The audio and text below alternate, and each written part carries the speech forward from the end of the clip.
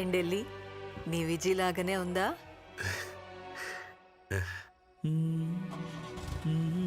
Sir sir Delhi, రేపు నువ్వు ఎక్కడుంటే అక్కడికి మనుషులు వస్తారు. నీ కూతురికి కావాల్సినవన్నీ చేసి పెడతారు. నువ్వు చెప్పినట్టే అంత చేస్తావని తెలుసు సార్.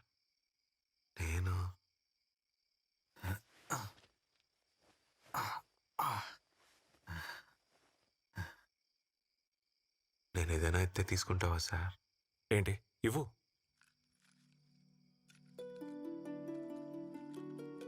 కొంచెం ఇరిగిపోయింది కానీ బంగారమే సార్.